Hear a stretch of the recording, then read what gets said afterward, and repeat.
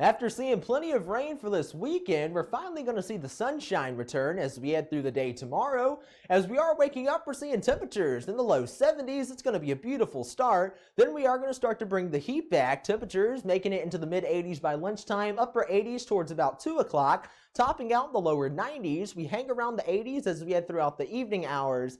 And then we are going to see temperatures fall into the 70s as we head into the overnight hours. So a high pressure that moved in behind a cold front that we had moved through today is what's going to dry our weather off. But that cold front is going to stall right along our coastline. So we may see a couple of isolated showers or thunderstorms as we head throughout the day on Tuesday and Wednesday. But really, it's not going to be a lot, only about a 10% chance for the coastal areas. It's really going to be mostly sunny and beautiful for the next 3 days. So get outside and enjoy it. Just make note of the heat. We're going to see temperatures in the lower 90s for tomorrow. They're eventually going to stair-step their way into the mid-90s by Thursday.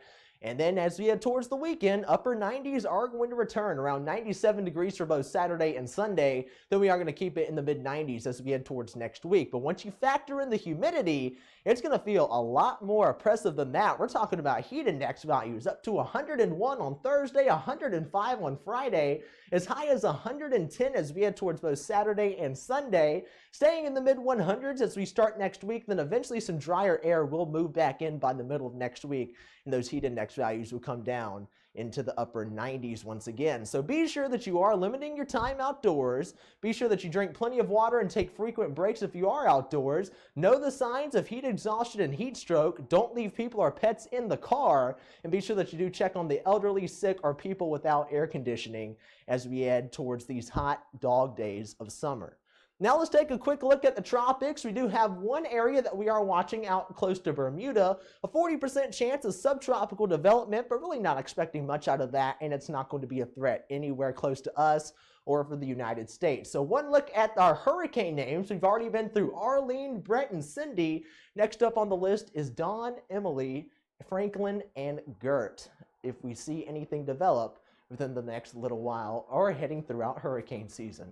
So taking a look at the 10-day forecast, we're staying in the lower 90s for tomorrow. We're eventually going to stair-step our way back into the mid-90s as we head towards the end of this week. Then by the weekend, we're bumping up into the upper 90s with an isolated chance of a few showers or thunderstorms.